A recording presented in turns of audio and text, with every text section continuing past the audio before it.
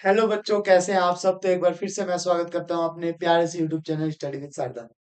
तो बच्चों, class ninth की जितने भी मेरे प्यारे प्यारे प्यारे बच्चे हैं, उन सब का इंतजार खत्म हुआ, क्योंकि केमिस्ट्री का तीसरा चैप्टर जो कि है परमाणु और अणु, उसका बेटा वीडियोस आज हम पूरा चैप्टर में जो भी है वो सारी चीजें कवर करेंगे। तो अंत तक वीडियोस में बने रहिए और लास्ट तक हर एक कॉन्सेप्ट, हर एक छोटी से छोटी जो चीजें होंगी वो हम इस वीडियोस में कवर आपको करा देंगे। तो और सेम आपको बेटा जो भी पढ़ाया जाएगा, उनके नोट्स लास्ट के डिस्क्रिप्शन बॉक्स में मिल जाएगा। तो घबराने की जरूरत नहीं है, वहां से नोट्स भी बना लेंगे। तो स्टार्ट करते हैं आज का ये वीडियो। देखो बच्चों, आज सबसे पहले बात होगी हमारी परमाणु पे, कि परमाणु किसे कहते हैं। तो अगर जितने भी बच्चों ने क्लास नाइन्थ का चैप्टर वन चैप्टर टू पढ़ा होगा, उनको पता है कि जो पदार्थ होता है, कोई भी पदार्थ वो किससे मिलकर बना हुआ होता है? परमाणु से मिलकर बना होता है। परमाणु पदार्थ के मूल निर्माण खंड है। मूल निर्माण खंड बोलने का मतलब होता है कि जो बेटा पदार्थ है, वो जिस चीज से मिलके बना है, उसी का नाम परमाणु है। पदार्थ का सबसे छोटा हिस्सा जिससे वो मिलके बना हुआ है, उसका नाम क्या है बच्चों? परमाणु है। ठीक है। अब इस परमाणु के बारे में हम बात करेंगे इस वीडियोस में। वे बहुत छोटे होते हैं, परमाणु जो होते हैं बच्चों बहुत छोटे होते हैं। उन्हें हम अपनी नंगी यानी खुली आंखों से नहीं देखे जा सकते। यानी हम उसे अपनी खुली आंखों से, नग्न होता है बेटा, नंग। ठीक है, ये आप इसे हटा के कर लेना, खुली आंखों से। इसे हम अपनी खुली आंखों से नहीं देख सकते, यानी ओपन आइज से आप चाहो इसे देखने के लिए तो नहीं देख सकते। ठीक है, आपको पदार्थ दिखेगा लेकिन परमाणु नहीं दिखेगा जिससे वो मिलकर बना है, क्योंकि वो बहुत छोटे होते हैं। ठीक है। एक परमाणु के केंद्र में, यानी अगर हम परमाणु के सेंटर में बात करें, तो एक नाभिक होता है। जैसे आप ये दिख रहा है, ऐसे कुछ परमाणु है। परमाणु के सेंटर में आपको बेटा न्यूक्लियस यानी नाभिक होता है, जिसमें प्रोटॉन भी पाया जाता है और न्यूट्रॉन भी पाया जाता है। और एक चीज सबसे इंपॉर्टेंट, कि इलेक्ट्रॉन जो होता है वो नाभिक में नहीं पाया जाता, वो साइड साइड में ऐसे ऐसे घूमते हुए पाया जाता है। ठीक है। जैसे कोई भी परमाणु होता है, तो सबसे पहले उसके केंद्र में होता है नाभिक, और नाभिक में होता है प्रोटॉन और न्यूट्रॉन। तो सर इलेक्ट्रॉन कहाँ होता है? तो इलेक्ट्रॉन चारों तरफ होता है।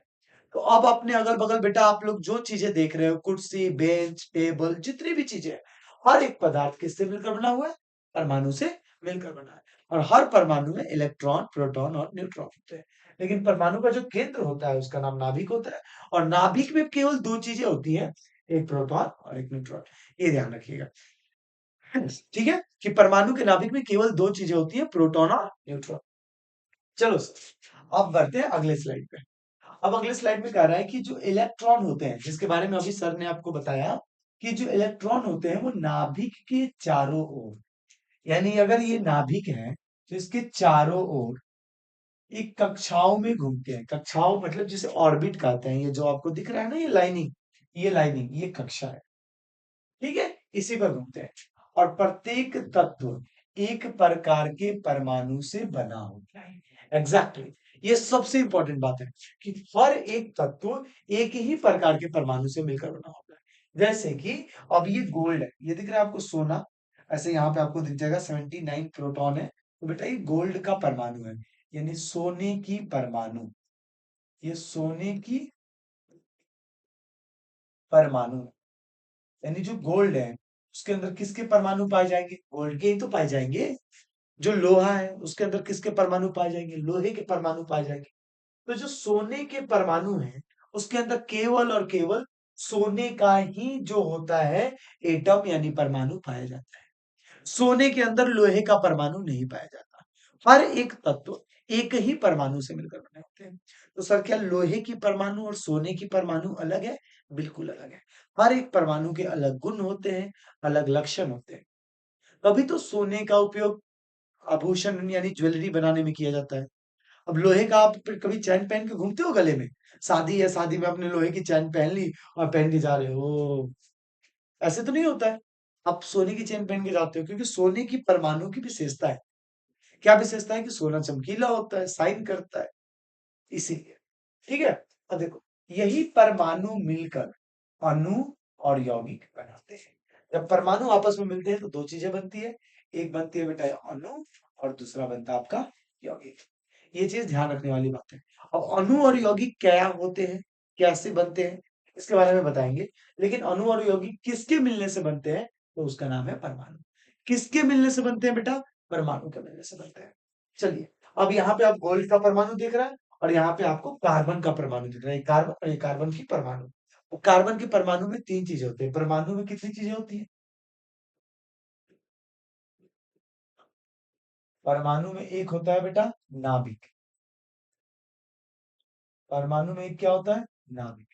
अब इस नाभिक के पास दो चीज होता है, नाभिक के पास होता है प्रोटॉन प्लस न्यूट्रॉन, और एक परमाणु का होता है कक्षा, परमाणु का होता है कक्षा, और इस कक्षा पे घूमते कौन है, इलेक्ट्रॉन। इस कक्षा में कौन घूमते हैं बेटा, इलेक्ट्रॉन घूमते हैं। यानी परमाणु के नाभिक में प्रोटॉन और न्यूट्रॉन होते हैं और परमाणु की कक्षा पर इलेक्ट्रॉन होते हैं। तो आई होप ये चीजें समझ में आ गई होंगी। जैसे ये कार्बन है तो कार्बन के अंदर देखो इलेक्ट्रॉन है, प्रोटॉन है और न्यूट्रॉन है।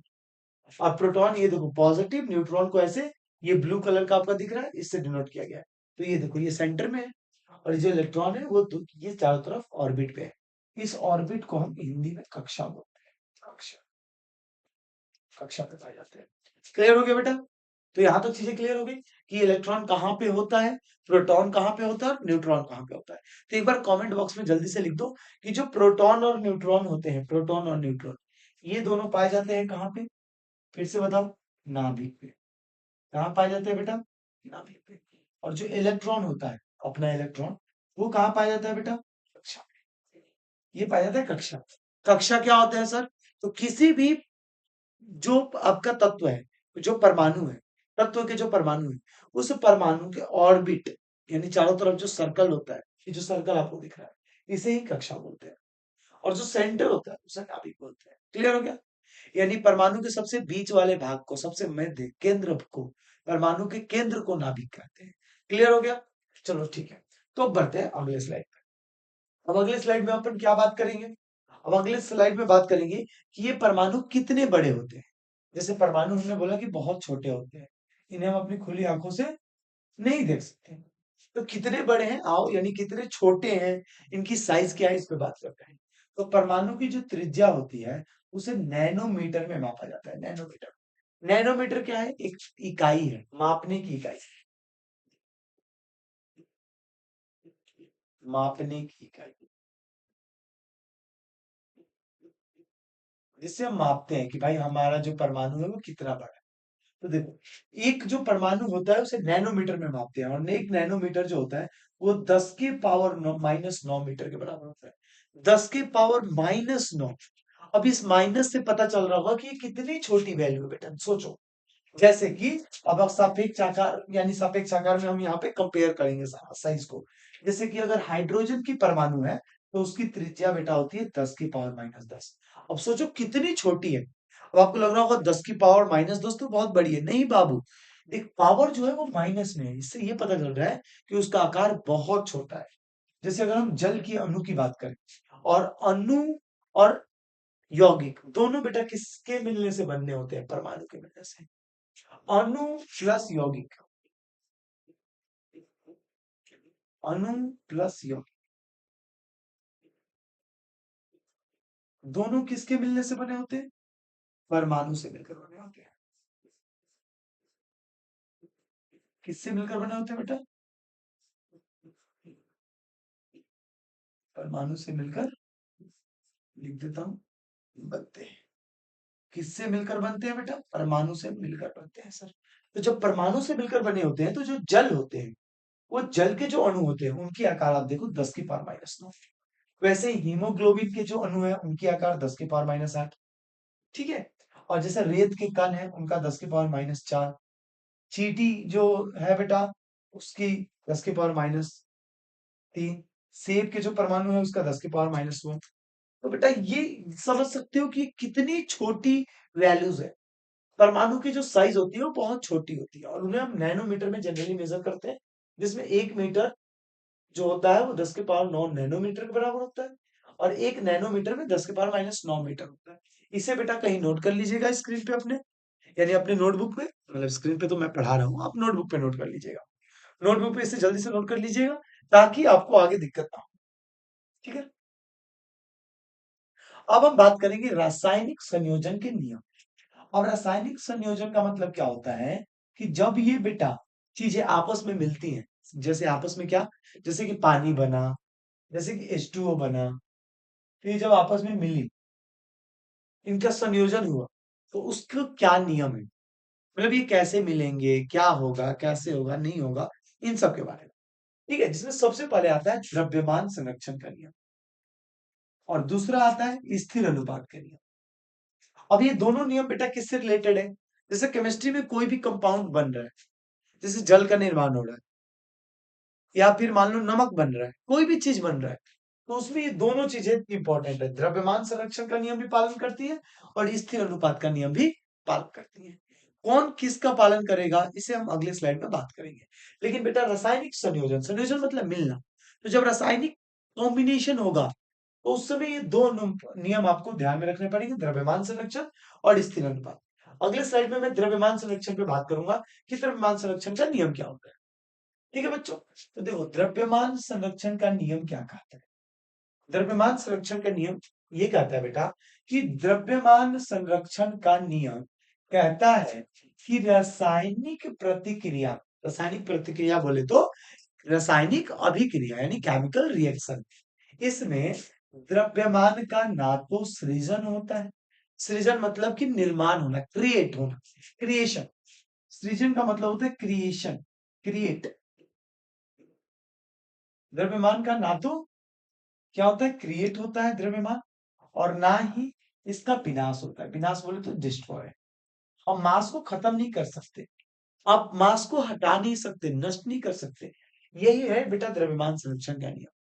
तो होगा क्या सर, समझो, यानी अभिकारकों का कुल द्रव्यमान उत्पादों के कुल द्रव्यमान के बराबर होगा। अब यहाँ दो वर्ड जो आपको दिख रहे हैं, अभिकारक और पहला जो दूसरा वर्ड है उत्पाद, ये क्या है, अभिकारक जो होते हैं रासायनिक अभिक्रिया में भाग लेने वाले तत्व या पदार्थ होते हैं, रासायनिक अभिक्रिया में भाग लेने वाले तत्व या पदार्थ, तो जो बेटा आपके अभिकारक होते हैं वो रासायनिक अभिक्रिया में भाग लेने वाले तत्व या पदार्थ होते हैं, जो तत्व या पदार्थ अभिक्रिया में भाग लेते हैं, और जब अभिक्रिया हो जाती है, अभिक्रिया के बाद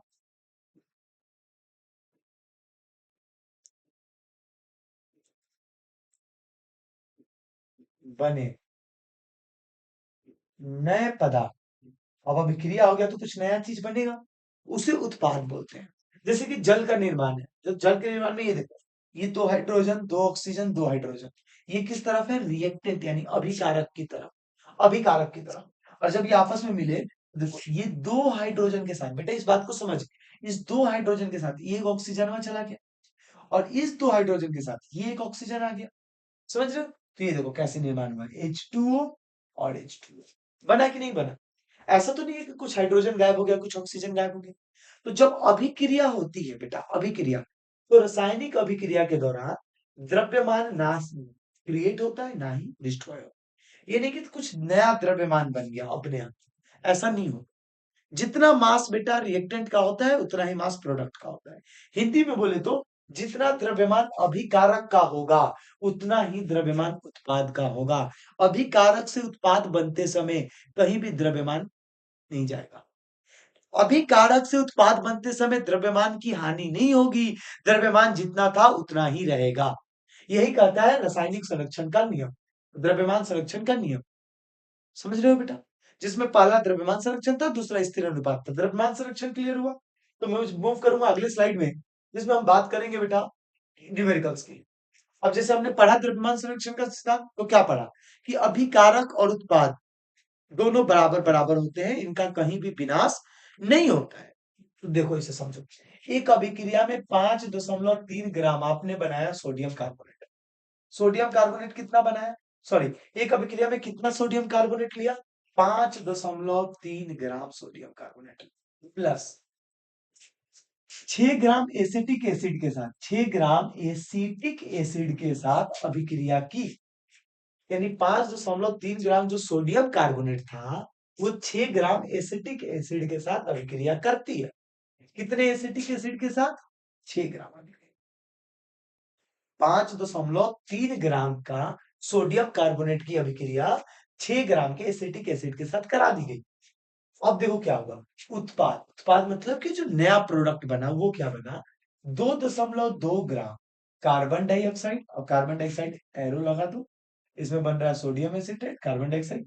बेटा 2.2 ग्राम आपका बन रहा है CO2, फिर बन रहा है 0.9 ग्राम जल। जल बेटा यहां दिख रहा है आपको, ये कितना बन रहा है? 0.9, जिसे जल बोलेंगे। जल कितना बना? 0.9 ग्राम। ये 99 मत पढ़ लेना, ये 99 मत पढ़ लेना मेरे प्यारे बच्चों, ये ग्राम है, 0.9 ग्राम। ओके, उसके बाद 8.2 ग्राम सोडियम एसिटेट। इस अभिक्रिया में 8.2 ग्राम सोडियम एसिटेट जो सबसे पहले दिया हुआ था, ये भी बन रहा है 8.2 ग्राम। ठीक है, अब क्या कह रहे हैं कि दिखाएं कि यह अवलोकन द्रव्यमान संरक्षण के नियम का अनुरूप करता है या नहीं। यानी ये जो पूरी अभिक्रिया हो रही है, क्या ये द्रव्यमान संरक्षण के नियम का पालन करता है या नहीं करता है? अब मेरे बच्चों ध्यान दो, मेरे प्यारे बच्चों ध्यान दो। 5.3 ग्राम सोडियम कार्बोनेट को आप 6 ग्राम एसिटिक एसिड के साथ अभिक्रिया कराते हो, बनता क्या क्या है? सोडियम एसिटेट 8.2 ग्राम, कार्बन डाइऑक्साइड आपका 2.2 और जल 0.9। तो जितनी चीजें मिलेंगी उतना ही प्रोडक्ट बनना चाहिए। अगर उतना बना है, इसका मतलब रासायनिक द्रव्यमान संरक्षण का सिद्धांत का पालन हो रहा है।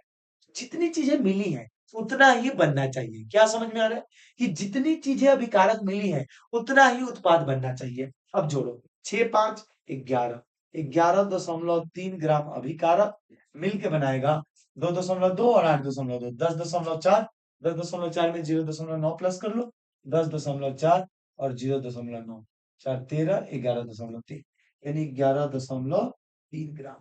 यानी 11.3 ग्राम अभिकारक, तो उत्पाद भी 11.3 ग्राम है। और ऐसा ही होता है, अगर ऐसा नहीं हो रहा है इसका मतलब कि गड़बड़ है, ऐसा होना ही चाहिए, क्योंकि हर एक अभिक्रिया द्रव्यमान संरक्षण के नियम का पालन करती है। तो लिखेंगे हाँ, या द्रव्यमान संरक्षण का नियम का पालन,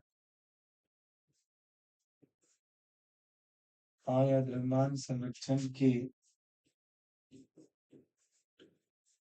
नियम का पालन कर रहा है।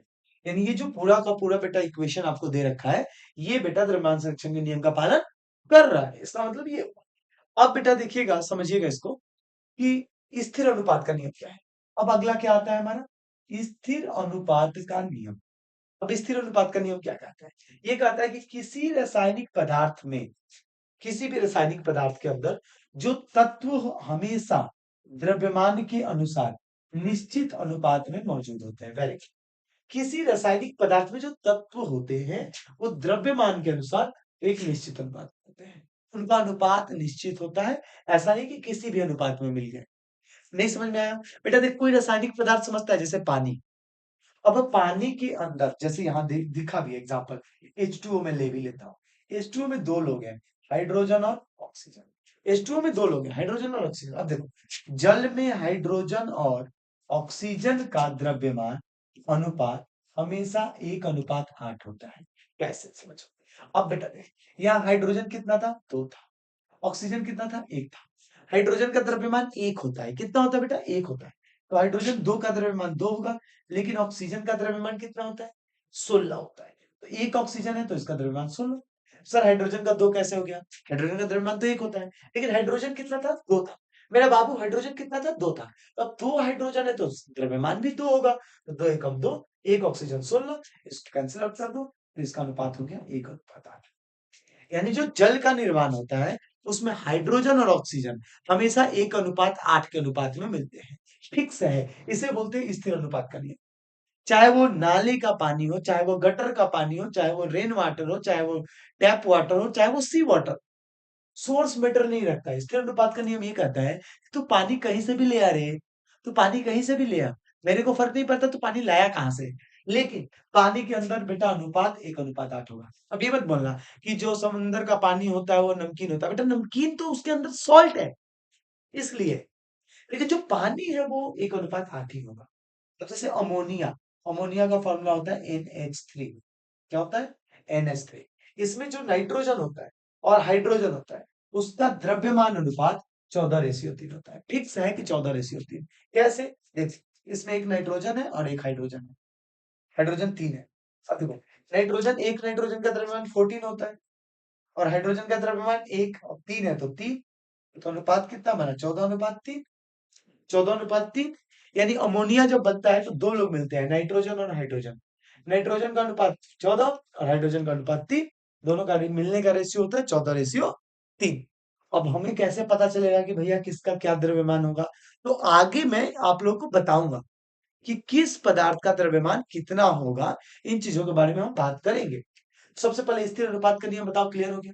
कि कोई भी रासायनिक पदार्थ, नमक हो, कोई भी रासायनिक पदार्थ कहाँ से लेके आए हो फर्क नहीं पड़ता, लेकिन उनके मिलने का जो अनुपात होता है, एक फिक्स अनुपात होता है, एक निश्चित अनुपात होता है, वो एक निश्चित अनुपात में आपस में मिलते हैं।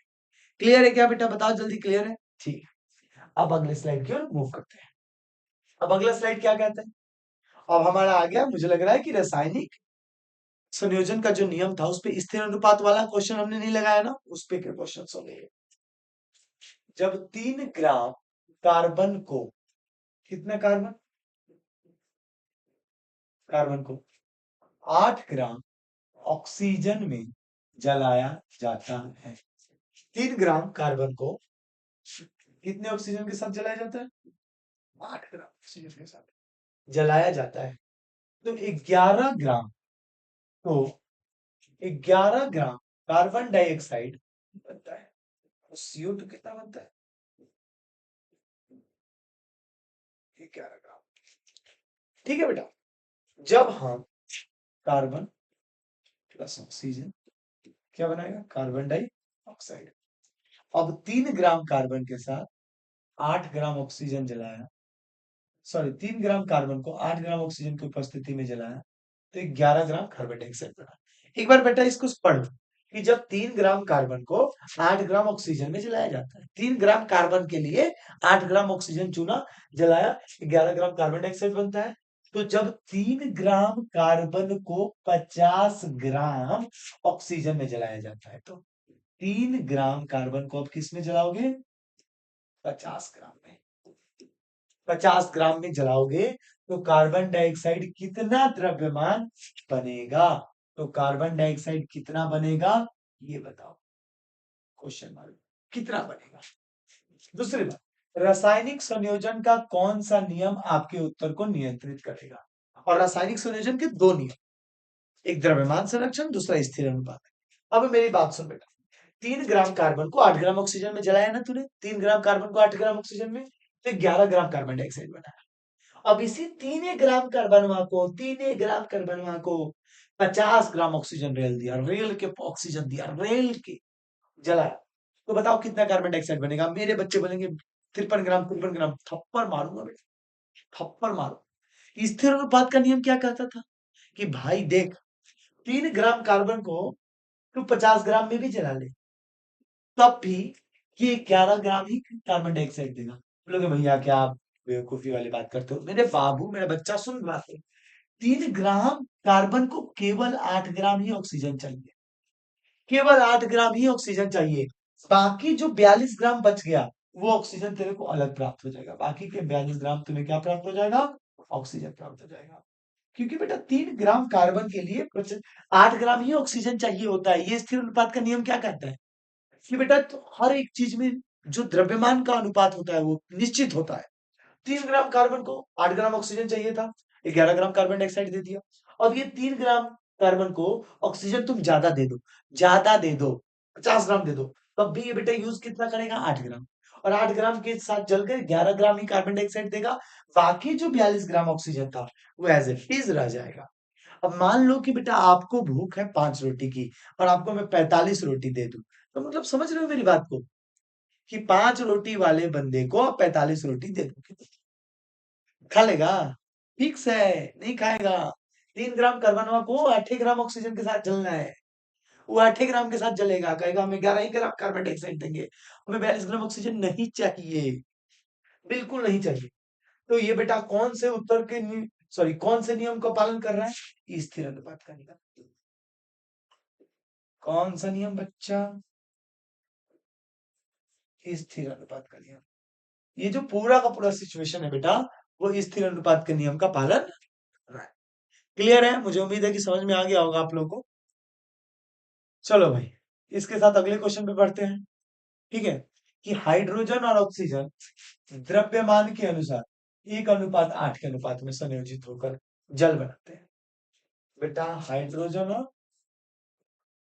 ऑक्सीजन 1:8 में मिलकर जल बनाते हैं। तो 3 ग्राम हाइड्रोजन गैस को 1 ग्राम 1:8 में मिलने का मतलब, एक हाइड्रोजन रहेगा तो ऑक्सीजन कितना रहेगा? 8 रहेगा। एक और हाइड्रोजन रहेगा तो ऑक्सीजन कितना रहेगा? 8 रहेगा। अब 3 ग्राम हाइड्रोजन गैस है, हाइड्रोजन गैस कितना ग्राम? 3 ग्राम। तो हाइड्रोजन गैस के साथ पूर्ण रूप से अभिक्रिया करने के लिए कितना ऑक्सीजन गैस की जरूरत होगी? बेटा एक हाइड्रोजनों पे 8 को चाहिए, एक हाइड्रोजनों पे कितना ऑक्सीजन चाहिए? 8। तो जब हाइड्रोजन 3 ग्राम होगा तो ऑक्सीजन हो जाएगा 8 × 3, ये हो जाएगा 24 ग्राम। कितना हो जाएगा? 24 ग्राम। कितने द्रव्यमान की आवश्यकता होगी ऑक्सीजन की? 24 ग्राम। देख बेटा एक बार फिर से पढ़ ले, हाइड्रोजन और ऑक्सीजन का द्रव्यमान का अनुपात 1:8 था। इसमें ये मिलकर क्या बना रहे? जल बना रहे। 1:8 में मिलकर क्या बना रहे? जल बना रहे। तो 1 ग्राम हाइड्रोजन होगा तो 8 ग्राम ऑक्सीजन चलिए चलेगा। तो जब 3 ग्राम होगा तो 3 × 8 24 ग्राम ऑक्सीजन चाहिए होगा। कितने ग्राम ऑक्सीजन चाहिए बेटा जी? 24 ग्राम चाहिए। बताओ क्लियर है क्या? क्लियर है तो आगे बढ़ेंगे। चल भाई, अब आ गया हमारा डाल्टन का परमाणु सिद्धांत। क्या कहता है डाल्टन का थ्योरी? तो डाल्टन अंकल ने देख, सबसे पहले चैप्टर का नाम था अणु और परमाणु। तो डाल्टन ने अपनी थ्योरी में ये बोला कि जो पदार्थ होते हैं उसकी सबसे छोटी इकाई क्या होती है? परमाणु। और केवल इतना नहीं बोले कि परमाणु होती है, बात खत्म, हो गया खत्म, नहीं। इन्होंने कुछ बातें बताई इसके बारे में। सबसे पहले इनकी बातें वो पढ़ते हैं। डाल्टन अंकल देखो कितने हैंडसम लगते थे उस समय में, चश्मा पहन के, बढ़िया मजा आ गया देख के। अब इनकी थ्योरी को पढ़ते हैं कि डाल्टन के परमाणु सिद्धांत के अनुसार, जो डाल्टन की परमाणु सिद्धांत है इसके अनुसार जितने भी पदार्थ होते हैं, चाहे वह तत्व हो चाहे वो यौगिक हो। यौगिक बोले तो जैसे कि आपका NaCl हो गया, या फिर आपका तत्व बोले तो जैसे सोडियम अलग क्लोरीन अलग, या कोई मिश्रण, चाहे कोई तत्व हो चाहे यौगिक हो चाहे मिश्रण हो, प्रत्येक छोटे कणों से बने होते हैं जिन्हें परमाणु कहा जाता है। क्या कहा जाता है बेटा? परमाणु कहा जाता है। तो डाल्टन ने अपनी परमाणु सिद्धांत में ये बताया कि देख बेटा, तत्व हो परमाणु हो मिश्रण हो चाहे तुम कहीं के हो, बने तुम परमाणु से ही हो। यही बताया था डाल्टन ने। तो डाल्टन के ये इस स्लाइड में बेटा हमें यही पढ़ना है कि प्रत्येक पदार्थ परमाणु से मिलकर बने होते हैं। ये नोट कर लो शॉर्ट में, एक लाइन में नोट करो कि प्रत्येक पदार्थ परमाणु से मिलकर बने होते हैं। प्रत्येक पदार्थ परमाणु से मिलकर बने होते हैं, चाहे वो तत्व हो चाहे वो यौगिक हो चाहे वो मिश्रण हो, हर एक चीज परमाणु से मिलकर बना होता है। ये भी लिख लो, चाहे वो तत्व हो चाहे ये यौगिक हो चाहे वो मिश्रण हो, हर एक तत्व यौगिक मिश्रण परमाणु से मिलकर बना होता है। उसके बाद इन्होंने अपनी थ्योरी में क्या क्या बातें कही? तो इन्होंने बेटा ये दिख रहा है आपको सारी लाइंस, ये सब इन्होंने बोला है भाई। इन सब पढ़ पढ़ के मैं आपको समझाऊंगा, एक एक करके पढ़ेंगे इसे। देखो बेटा, सभी पदार्थ बहुत छोटे कणों से बने होते हैं। बोलोगे सर कुछ नया बताओ। पता है, जिन्हें परमाणु कहते हैं। यानी जितने भी पदार्थ आप देख रहे हो, जितने भी पदार्थ देख रहे हो वो छोटे छोटे छोटे छोटे जो है कणों से मिलकर बना होता है, इसे परमाणु कहते हैं। रासायनिक अभिक्रिया में परमाणुओं का सृजन विभाजन या विनाश नहीं किया जा सकता। ये बेटा आपको बताया था द्रव्यमान संरक्षण के सिद्धांत में कि जब रासायनिक अभिक्रिया होगी तो ये परमाणु ना ही बनेंगे ना ही खत्म होंगे। दूसरी बात इन्होंने बोली। तीसरी बात, एक ही तत्व के परमाणु, एक ही तत्व के परमाणु मतलब गोल्ड मतलब सोने की परमाणु मतलब सोने की परमाणु, लोहे की परमाणु मतलब लोहे की परमाणु, द्रव्यमान और गुणों में बिल्कुल समान होते हैं। यानी मतलब लोहे की जो परमाणु है उसका द्रव्यमान, जैसे इस लोहे की परमाणु, तो दूसरकी वाली, तीसरकी वाली, चौथकी वाली, जितने भी लोहे के परमाणु हैं सबके द्रव्यमान बिल्कुल एक समान होंगे, सबके गुण बिल्कुल एक समान होंगे, ऐसा कहा डाल्टन ने अपने सिद्धांत में। दूसरा, विभिन्न तत्वों के परमाणु यानी अलग अलग तत्व के परमाणु। अब लोहे की कंपटीशन गोल्ड से करा, एक बेटा मेरे पास लोहा है, एक मेरे पास सोना है, तो इन दोनों के परमाणु को मैं देखूंगा तो दोनों का द्रव्यमान भी अलग होगा, गुण भी अलग होगा। इनके द्रव्यमान और गुणधर्म अलग अलग यानी भिन्न भिन्न।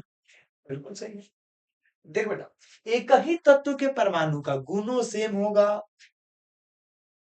और परमाणु भार भी सेम होगा, और अलग अलग तत्व हैं, अलग अलग। सोना का कंपटीशन चंदिया के साथ करा दो, गोल्ड को बेटा सिल्वर के साथ कंपटीशन करा दो, तो इसका गुण अलग, सिल्वर का गुण अलग।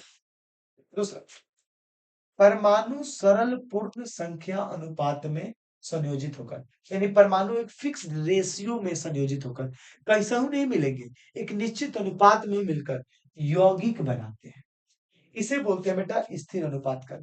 जो परमाणु होते हैं बेटा एक निश्चित अनुपात में आपस में मिलते हैं और फिर यौगिक का निर्माण करते हैं।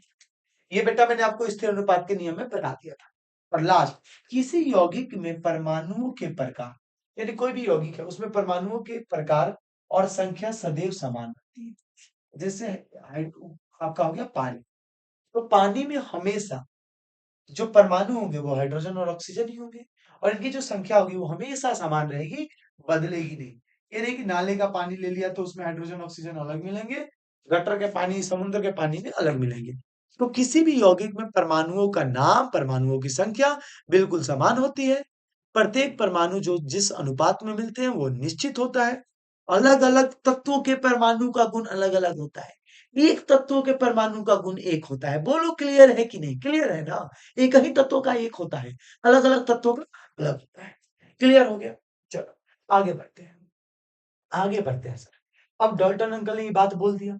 अब क्वेश्चन कहता है कि डाल्टन के परमाणु सिद्धांत का कौन सा सिद्धांत द्रव्यमान संरक्षण के नियम का परिणाम, कौन सा सिद्धांत? अब देखो, द्रव्यमान संरक्षण का नियम का कौन सा सिद्धांत पालन कर रहा है? द्रव्यमान संरक्षण का नियम कर रहा है तीसरा, और स्थिर अनुपात का कर रहा है पांचवा। तो बेटा जी अब आपको जो मिल रहा है ना क्वेश्चन, इसमें थर्ड पॉइंट लिख दीजिएगा। थर्ड पॉइंट किसका? Third point page number 12, page 12 का थर्ड पॉइंट लिख दीजिएगा। डाल्टन के परमाणु सिद्धांत का कौन सा सिद्धांत द्रव्यमान संरक्षण के नियम का पालन करता है? डाल्टन ने जो अपनी सिद्धांत दी थी उसका कौन से सिद्धांत, तो बहुत सारी दी थी, उसमें से कौन सा सिद्धांत द्रव्यमान संरक्षण के नियम का पालन करता है? और डाल्टन के दिए गए सिद्धांत में से कौन सा सिद्धांत निश्चित अनुपात के नियम का पालन करता है? तो ये बेटा आपको मिलेगा फिफ्थ पॉइंट में, ये मिलेगा फिफ्थ पॉइंट उठा के डालना, page number 12, page number, page number में जब 12 में जाके थर्ड पॉइंट उठा के डाल दीजिएगा। तो इस क्वेश्चन को पढ़ लीजिएगा, इंपॉर्टेंट है, कर लेना इसको बेटा। चलो क्या कह रहा है क्वेश्चन कि डाल्टन के परमाणु सिद्धांत की क्या कमियां निकल गई। अब बोलोगे सर अभी तो बता रहे थे कि बहुत अच्छा अच्छा थ्योरी दिए, अब कमी भी आ गई। तो देखो बेटा कमी तो हर चीज में होती है, आपके अंदर कमी होगी, आपको मेरे अंदर की कमी दिख रही होगी, सबको एक दूसरे की कमियां दिखती है। तो वैसे ही जब डाल्टन ने अपनी सिद्धांत दी तो उसके बाद इनकी कुछ कमियां थी, कुछ ड्रॉबैक्स जिसे कहा गया। डाल्टन ने कहा था कि परमाणुओं की विभाजित, परमाणुओं को विभाजित नहीं किया जा सकता। डाल्टन ने ये बात बोली थी कि परमाणु को हम बांट नहीं सकते, लेकिन हुआ क्या, बाद में हमें पता चला कि परमाणुओं को छोटे भाग में भी बांटा जाता है। बोलोगे सर अब तो धोखा हो रहा है हमारे साथ, परमाणु जो होती है वो किसी चीज की सबसे छोटी इकाई होती है यार, कोई भी तत्व है उसकी सबसे छोटी इकाई परमाणु है। अब आप बोल रहे हो परमाणुओं को भी छोटे छोटे भाग में बांटा जा सकता है, तो हाँ बेटा, परमाणु के अंदर इलेक्ट्रॉन होते हैं, प्रोटॉन होते हैं, न्यूट्रॉन होते हैं। आपने पढ़ा नहीं कि कोई परमाणु है तो परमाणु के सेंटर में प्रोटॉन और न्यूट्रॉन, और ये जो घूमते हैं वहां पाए जाते हैं इलेक्ट्रॉन। वहां पाए जाते हैं क्या? इलेक्ट्रॉन। अब देखो बेटा, और इनकी क्या कमी थी? उन्होंने कहा कि एक तत्व के सभी परमाणु बिल्कुल एक जैसे होते हैं। तो हाँ, ये बात तो उन्होंने बोली थी कि जैसे गोल्ड है तो गोल्ड के जितने भी परमाणु हैं सब एक जैसे होते हैं। लेकिन एक गड़बड़ थी बेटा, लेकिन एक ही तत्व के कभी कभी परमाणु में के भार में अलग अलग हो सकते हैं। जैसे परमाणु, एक ही तत्व के परमाणु का भार अलग अलग हो सकता है। कार्बन 6 का जो भार होता है वो 12 होता है, लेकिन कभी कभी उसका भार 14 भी हो जाता है। अब ये बात भी गलत इनकी निकली। चौथा, कर्टन ने यह नहीं बताया कि परमाणु आपस में जुड़ते कैसे हैं, मिलेंगे कैसे, परमाणु आपस में मिलेंगे कैसे। ये नहीं बताया। उन्होंने एक साथ क्या उन्हें एक साथ एक सेकंड, डॉल्टन ने यह भी नहीं बताया कि परमाणु कैसे जुड़ते हैं या उन्हें एक साथ क्या रखता है, तथा यहाँ उन्हें एक साथ क्या रखते हैं। ये पॉइंट बेटा काट देना, हिंदी में थोड़ा ये मिस्टेक है, ये गड़बड़ है। बस इतना लिखना, डॉल्टन ने यह नहीं बताया कि परमाणु जुड़ते कैसे। अभी को परमाणु दूसरका से जुड़ रहा है, कैसे जुड़ेगा डॉल्टन ने नहीं बताया, गड़बड़ है। चौथा और लास्ट पॉइंट, उनके सिद्धांत में इलेक्ट्रॉनों और परमाणुओं के अंदर की संरचना का खोज शामिल नहीं था। ये बात तो सही थी, डाल्टन के परमाणु सिद्धांत में इलेक्ट्रॉन के बारे में बात नहीं किया गया है।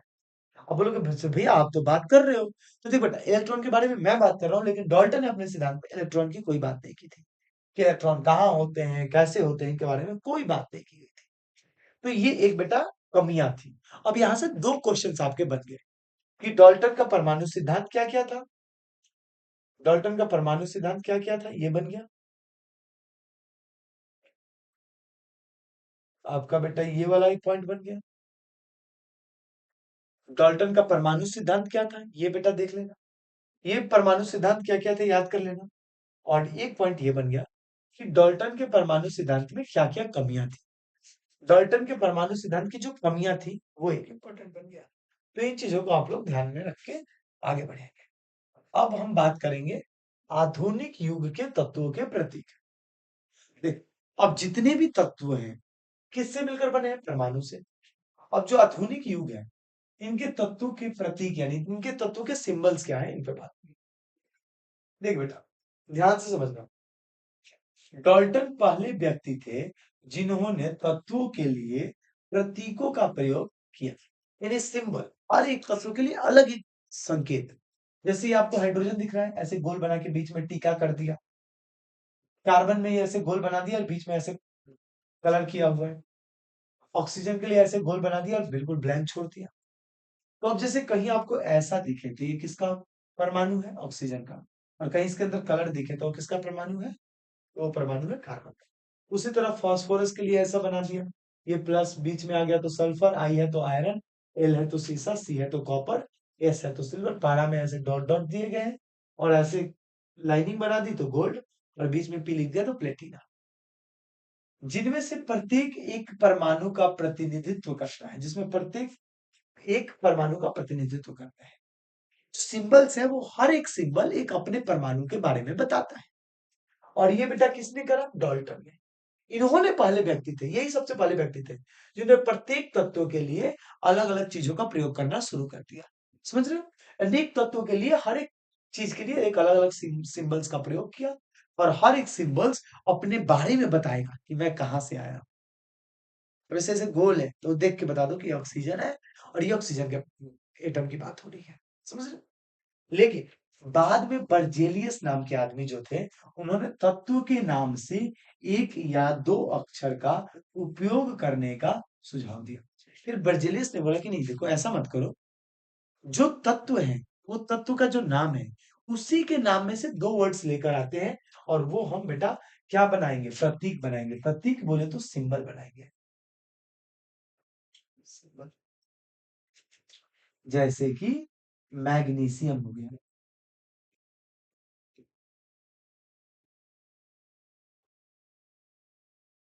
मैग्नीशियम हो गया। अब मैग्नीशियम के लिए हम Mg लिखते हैं, Mg। इंग्लिश में मैग्नीशियम ऐसे लिखेंगे, मैग्नीशियम। अब ये दो वर्ड एम और जी, ये दो वर्ड उठा लिया और इसका सिंबल बना दिया मैग्नीशियम का। ठीक है। आईयूपीएसी अब तत्वों के नाम और प्रतीकों की मंजूरी देता है। आईयूपीएसी क्या है? International union pure applied chemistry. ये बेटा एक मान लो कि ये एक संस्था है, यानी ये एक ऐसी चीज है जिस जो लाइसेंस दे देगी, जो बिल्कुल अप, यही अप्रूव करेगी कि भाई इसका सिंबल ये होगा या नहीं होगा। जैसे आप लोग को परमिशन लेना नहीं होता है कि मान लो कि हम सरस्वती पूजा कराए कि नहीं कराए, तो एसडीएम ऑफिस और फलाना ऑफिस ढिकाना ऑफिस जाते हो और अप्रूवल लेकर आते हो। तो बेटा अगर आप मैग्नीशियम को एमजी बुलाना चाहते हो, एमजी, तो बेटा इसका अप्रूवल कौन देगा? आईयूपीएसी। आईयूपीएसी अप्रूवल देता है किसी भी चीज का। क्लियर? आधुनिक युग के तत्वों का प्रतीक के लिए सबसे पहले क्या किया गया? अलग अलग संकेत बनाए गए, प्रतीक बनाए गए। बाद में बर्जेलियस बोले कि नहीं यार, जिस जो नाम है उन्हीं में से 2 लेटर उठाओ और काम कर दो। बाद में इसकी मंजूरी कौन देता है? आईयूपीएसी देता है। तत्वों के प्रतीक, अब आता है कि इन तत्वों के प्रतीक कैसे बनेंगे, इनके सिंबल्स कैसे। प्रतीकों में पहला अक्षर बड़ा और कभी कभी दूसरा अक्षर छोटा प्रयोग किया जाता है। यानी किसी सिंबल्स को लिखते समय पहला लेटर बड़ा और दूसरा लेटर छोटे का प्रयोग किया जाता है। उदाहरण के तौर पर जैसे हाइड्रोजन केवल है तो कैपिटल एच लिख दिया, और एल्यूमिनियम है, एल्यूमिनियम, तो पहला लेटर ए और स्मॉल लेटर एल। कोबाल्ट है तो कोबाल्ट का पहला लेटर सी और दूसरा ओ स्मॉल। ठीक है? मैग्नीशियम हो गया, जितनी भी चीजें हैं उन सबको बेटा पहला लेटर कैपिटल और दूसरा लेटर स्मॉल। देखो प्रतीकों में पहला अक्षर बेटा आपको क्या लेना है? बड़ा लेना है, और जो दूसरा अक्षर लेगा वो कैसे लोगे? छोटा लोगे। ध्यान रखो, कुछ प्रतीक लैटिन या ग्रीक नामों से आते हैं। बिल्कुल, जैसे आप अब सोडियम को बोलते हैं कि भैया उसका एसओ तो नहीं होता, उसका तो एनए होता है। तो देखो, जैसे कि आयरन, आयरन को बोलते हैं फेरम, फेरम, फेरम, तो इससे उठा लिया एफी। सोडियम, सोडियम का लैटिन नाम है नेट्रियम, नेट्रियम, नेट्रियम, पढ़ो ने, नेट्रियम, तो इन्हें उठा लिया। पोटेशियम, इसका लैटिन नाम है केलियम, केलियम, तो के उठा लिया। यानी नॉर्मली जो सिंबल्स बनाए गए उसमें जो पहला लेटर लिया गया बड़ा लिया गया, दूसरा छोटा लिया गया, और उसी के नाम से इन लेटर्स को उठाया गया। समझ में आ रहा है? अब तीसरा, रासायनिक सूत्रों में प्रत्येक तत्व को दर्शाने के लिए उसका एक विशिष्ट प्रतीक होता है। रासायनिक सूत्रों, जैसे कोई फॉर्मूला बनता है तो प्रत्येक तत्व के लिए एक उसका फॉर्मूला यानी एक उसका सिंबल बनाया गया। जैसे कि सोडियम क्लोराइड, सोडियम क्लोराइड। अब सोडियम में आ गया आपका Na और क्लोराइड के लिए Cl, तो ये इसका बन गया NaCl सिंबल। सोडियम के लिए Na और क्लोराइड के लिए Cl। समझ में आ रहा है? तो किसी भी रासायनिक सूत्र यानी जो फॉर्मूलेज आप पढ़ते हो ना केमिस्ट्री में, उसको दर्शाने के लिए उसमें बेटा सिंबल्स का प्रयोग ही किया जाता है, सिंबल्स के द्वारा दर्शाया जाता है। स्क्रीनशॉट लेते चलिएगा, बाद में नोट्स तो आपको मिलेगा ही। अब जैसे देखो यहाँ पे कुछ तत्वों के आईयूपीएसी नाम दिए, जैसे कि aluminium Al, argon Ar, barium Ba, boron B, bromine Br, calcium Ca। बेटा ये क्या है ये समझो, कुछ तत्वों के जो संकेत होते हैं ना, यहाँ पे आईयूपीएसी नाम काटो, संकेत कर दो, कुछ तत्वों के संकेत दिए गए, ऐसे याद करना है। क्या करना है? याद करना है बेटा, बिल्कुल करना पड़ेगा अगर निकलना है यहाँ से। इस चैप्टर को बेटा बोर नहीं होने देना, याद करो। जैसे सीसा को P B, magnesium Mg, neon Ne, अपनी स्टडी टेबल के सामने इसे चिपका लीजिए, जाके इसे चिपका लीजिए और जाके याद कीजिए। Chlorine Cl, cobalt CO, carbon C, calcium Ca, bromine Br, boron B, barium Ba, organ Ar, aluminium Al, copper Cu, fluorine F, gold Au, hydrogen H, iodine I, iron Fe, सीसा Pb, magnesium Mg, neon Ne। अगर इसे बोल बोल के याद नहीं करोगे तो बेटा आपको आगे दिक्कत आएगी, केमिस्ट्री में डर लगेगा। Nitrogen N, oxygen O, potassium K, silicon Si, चांदी Ag, Ag, Ag कितना अच्छा नाम। Sodium Na, sulphur S, uranium U, zinc Zn। और ये जितने सिंबल्स बेटा आपको दिख रहे हैं, ये सब के सब इनके नाम से लिया गया है, इनके नाम से लिया गया। या तो नाम से लिया गया, नहीं तो लैटिन नाम। जैसे सोडियम है, सोडियम को Na बोलते हैं, लेकिन उसका लैटिन नाम क्या है? उसका लैटिन नाम क्या है बेटा? नेट्रियम, ने, ने, ने। ठीक है? तो ये कुछ तत्वों के संकेत है, इसे आप लोग याद कर लेना और करना पड़ेगा इसे याद। अब आता है परमाणु द्रव्यमान। अब बेटा परमाणु द्रव्यमान क्या है, इस पे बात करेंगे कि परमाणु का द्रव्यमान क्या होता है। तो देख बेटा, परमाणु द्रव्यमान एक परमाणु का द्रव्यमान है, सिंपल। परमाणु द्रव्यमान एक किसी परमाणु का द्रव्यमान है। और परमाणु बोले तो गोल्ड नहीं, गोल्ड के परमाणु, जिससे सोना बना हुआ है। गोल्ड किससे बना हुआ है? गोल्ड के परमाणु से। तो उसी के परमाणु द्रव्यमान, एक परमाणु का द्रव्यमान होता है जिसकी तुलना कार्बन परमाणु के द्रव्यमान के 1/12वें भाग से की जाती है। अब मान लो सोने की कोई परमाणु की तुलना करनी है, तो जैसे तुम्हारे घर में तुम्हारी तुलना की जाती होगी कि तुम मामा के लड़के के देखो, तुम्हारा मामा का जो लड़का है इतना पढ़ने में तेज है कि 8वीं क्लास से वो बच्चों को होम ट्यूशन पढ़ाता है। लेकिन तुम अपने घर में बैठ के मैगी ठूसते रहते हो, नूडल्स ठूसते रहते हो, किसी काम के नहीं हो, दिन भर इंस्टा पे रील देखते हो। घर वाले कंपेयर करते हैं, फिर देखते हैं, बोलते हैं कि मेरी एक दोस्त है, मैं जाती हूँ मंदिर पूजा करने, तो वो बोलती है कि मेरे दोनों लड़के खुद से बर्तन धो लेते हैं खाना खा के। अरे आप, तो तुमको कंपेयर किया जा रहा है किसी और से। उसी तरह बेटा, किसी भी परमाणु का कंपेयर किससे करना है? कार्बन परमाणु के 1/12वें भाग से की जाती है। अब ये कार्बन परमाणु एक स्टैंडर्ड परमाणु माना गया, इसे एक स्टैंडर्ड माना गया यूनिट, कि इससे हम कंपेयर करेंगे भाई। उसी तरह परमाणु द्रव्यमान एक परमाणु का द्रव्यमान है जिसकी तुलना कार्बन परमाणु के 1/12वें भाग से की जाती है, सिंपल। परमाणु द्रव्यमान में किसी भी परमाणु के द्रव्यमान की तुलना किससे की जाती है?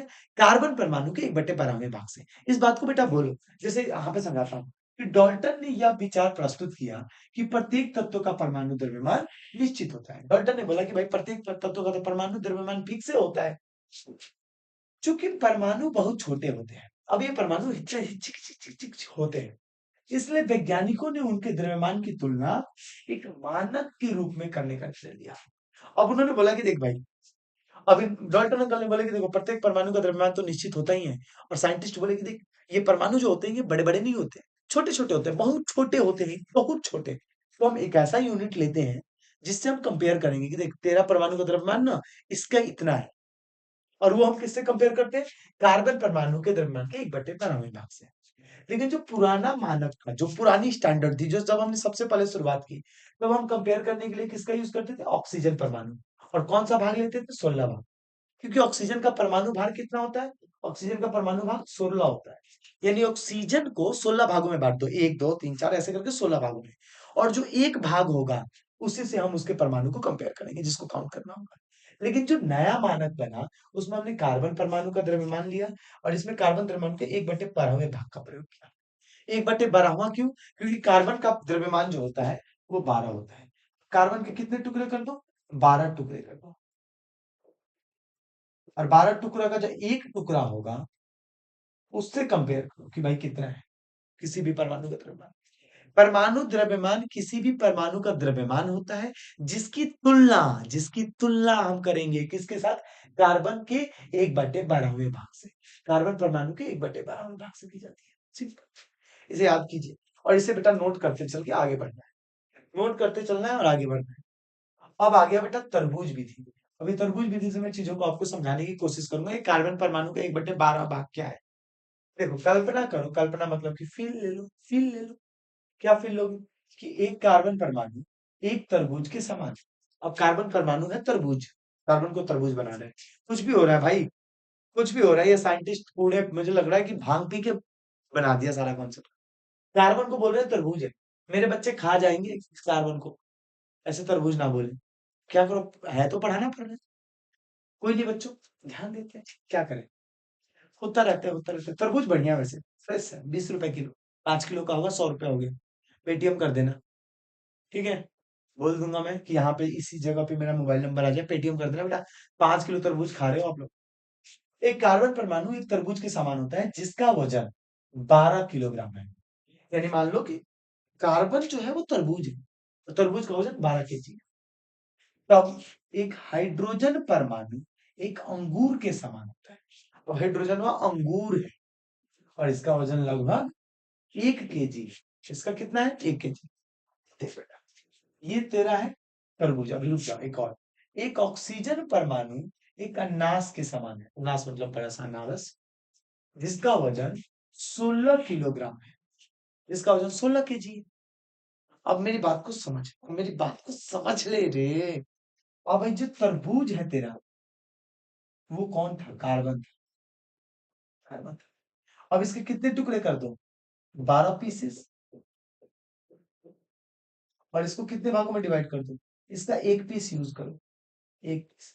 तो कार्बन परमाणु का 1/12वें भाग का जो एक हिस्सा होगा, वही तुम्हारा हाइड्रोजन है।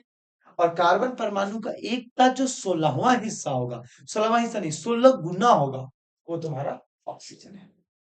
यानी किसी भी तत्व को कंपेयर करने के लिए हम कार्बन का 1/12 यूज करते हैं। यानी 12 किलो तरबूज में से आप कितना केजी यूज लोगे? 1 किलो। 1 किलो का बटखारा बना लो। बटखारा वेट वाला होता है ना, वो बाट 1 केजी का बना लो। इधर 1 किलो, इधर हाइड्रोजन, बराबर आ गया क्या? बराबर आ गया। चल भाई, तू है हाइड्रोजन, एक यूनिट तेरा एटॉमिक मास यूनिट, परमाणु भार, परमाणु तरंग। फिर एक तरबूज चढ़ा है। एक तरबूज, 1 किलो, 1 किलो तरबूज चढ़ा है मैंने। मैंने 12 हिस्से कर दिए तरबूज के।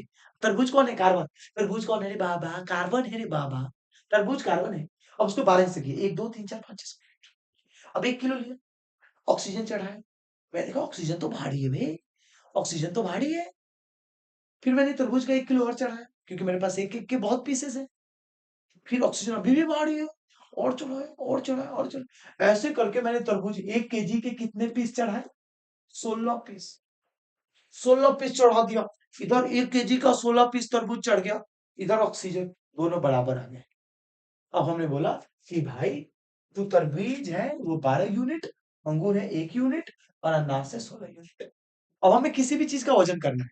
मान लो अब हमें मैग्नीशियम लेना है, तो इधर एक बाट में मैग्नीशियम, और इधर एक दूसर का वजन कैसे करेंगे? तो हम कार्बन का ना 1 किलो का जो पार्ट है, एक उसको डाल, और वजन ज्यादा होगा तो एक और, फिर एक और। जब दोनों बैलेंस हो जाए तो समझो कि कंपेयर हो गया। और वही उसका एटॉमिक मास यूनिट यानी परमाणु द्रव्यमान का। समझ में आया? तो ये तरबूज विधि से समझाने की कोशिश किया हूँ। समझ में आ गया तो अच्छी बात है, नहीं आया तो अब क्या करूंगा? एक बार फिर से वीडियो को पीछे करके देख लीजिए। कुछ तत्वों के परमाणु द्रव्यमान आपको दिए गए हैं, ये याद कर लीजिएगा। ये याद कीजिए, मोस्ट इंपॉर्टेंट, वेरी इंपॉर्टेंट है। वेरी इंपॉर्टेंट, ये याद करने वाली चीज है, याद कर लेना। कुछ तत्वों का परमाणु द्रव्यमान दे रखा है। जैसे हाइड्रोजन का परमाणु द्रव्यमान 1, कार्बन का 12, नाइट्रोजन का 14, ऑक्सीजन का 16, सोडियम 23, मैग्नीशियम 24, सल्फर 32, क्लोरीन 35.5 और कैल्शियम 40। ये कुछ तत्वों के परमाणु द्रव्यमान दिए गए हैं, ये बेटा बिल्कुल याद कर लीजिएगा। बहुत इंपॉर्टेंट है। ये परमाणु द्रव्यमान बेटा आपके स्टडी टेबल के सामने होना ही होना चाहिए। नहीं होगा तो बेटा गड़बड़ है। अब आता है हमारा, परमाणु कैसे अस्तित्व में रहते हैं। परमाणु आपस में कैसे रहते हैं, इनका अस्तित्व क्या है, इनके बारे में बात हो। तो देख बेटा, समझ इसको। जो अधिकांश परमाणु अकेले अस्तित्व में नहीं रह सकते। सिंगल, अब एक परमाणु एक अकेला नहीं रह सकता है, इंसान नहीं रह सकता, परमाणु कैसे रहे? तो कुछ परमाणु अकेले अस्तित्व में नहीं रह सकते, तो वे मिलते हैं, और मिलने के बाद अणु बनाते हैं, आयन बनाते हैं। क्या बना? अणु या आयन। अभी तक मेरे बच्चे को बोल रहे थे कि मेरे बच्चे बोल रहे थे अणु यौगिक मिश्रण। अब यहाँ पे नया है कि ये मिलकर अणु या आयन बनाते हैं। अब आयन क्या है इसके बारे में बताऊंगा मैं आपको। ये अणु और आयन बड़ी संख्या में मिलकर उस पदार्थ का निर्माण करते हैं जिसे हम अपने आसपास देखते हैं। यानी अपने अगल बगल जितनी चीजें दिख रहे हैं ना, अपने अगल बगल, ये सब बेटा अणु और आयन के बड़ी संख्या में मिलकर बनने से बना हुआ है। यानी परमाणु मिला, अणु और आयन बनाया, अणु और आयन मिला तो वो पदार्थ का निर्माण किया। ठीक है। अतः हम जो कुछ भी देखते हैं वो परमाणुओं के समूह से बना, एकल परमाणुओं से नहीं। अकेला मतलब सिंगल से नहीं बना हुआ है।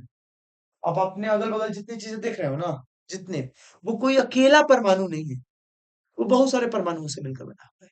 और यही परमाणु मिलकर अणु बनाते हैं और आयन बनाते हैं। समझ रहे हो?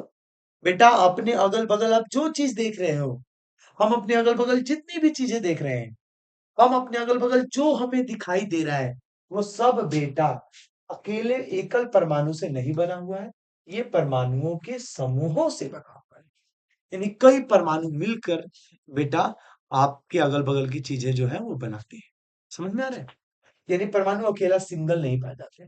अब देख बेटा, अणु कैसे बनते हैं इसे बता देता हूं। अणु किसी पदार्थ की सबसे छोटी इकाई है। अभी बोलोगे सर परमाणु बोला था, अब अणु बोल रहे हो। सुन सुन सुन, जो दो या दो से अधिक परमाणुओं से मिलकर बनते हैं। एग्जैक्टली, अणु भी परमाणु से मिलकर बने होते हैं, लेकिन कुछ परमाणु अकेले नहीं पाए जाते।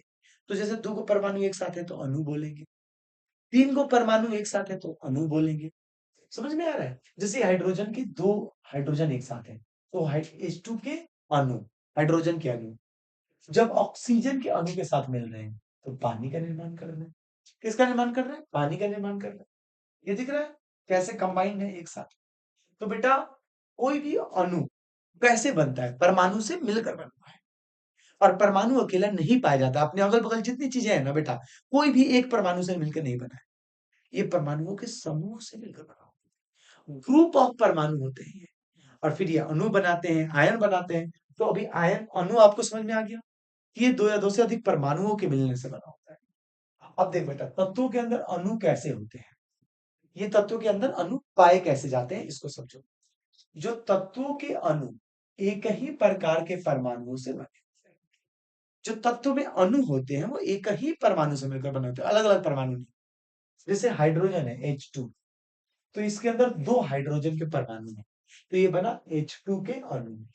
फिर कुछ तत्व जैसे कि हीलियम और ऑर्गन, कुछ तत्व जैसे हीलियम और ऑर्गन में एकल परमाणु होते हैं, जैसे वो अकेला पाया जाता है। दो को हीलियम एक साथ नहीं, दो ऑर्गन एक साथ नहीं। लेकिन जैसे कुछ तत्व होते हैं ऑक्सीजन, द्विपरमाणविक होते हैं, जिसमें दो परमाणु पाए जाते हैं। जैसे ऑक्सीजन में O2 बोलते हैं ना, दो परमाणु नेचर होता है। जैसे ओजोन में ऑक्सीजन का एक रूप होता है जिसमें तीन परमाणु। तो किसी भी अणु में, अणु कैसे मिलकर बना होता है? परमाणु से। अणु किससे मिलकर बना होता है? परमाणु से। अब परमाणु मिलकर क्या बनाता है? पदार्थ। परमाणु मिलकर क्या बनाता है? अणु। परमाणु, अणु, पदार्थ, परमाणु, पदार्थ। बस अणु क्या कहता है कि भाई हम दो तीन को एक साथ है तो कोई दिक्कत है? नहीं, हमको दिक्कत नहीं है, तू अणु कहला, अणु है रे तू। तो किसी अणु में परमाणुओं की संख्या को उसकी परमाणुविकता कहते हैं, परमाणुविकता कहते हैं। जैसे मान लो H2, तो इस अणु में हाइड्रोजन का कौ परमाणु है? दो गो। H2 कौ परमाणु है रे बाबा? दो गो। तो इसकी परमाणुविकता दो। जैसे मैंने बोला S8 सल्फर 8, S5 सल्फर 5। तो इस सल्फर के जो अणु है S8, सर हम अणु कब बोल सकते हैं? जब आपको लगे कि बहुत सारे परमाणु है तो अणु बोल ले। S8 बहुत सारे परमाणु है ना, 8 है, अणु बोलो। तो इस अणु में 8 को परमाणु मिला हुआ है।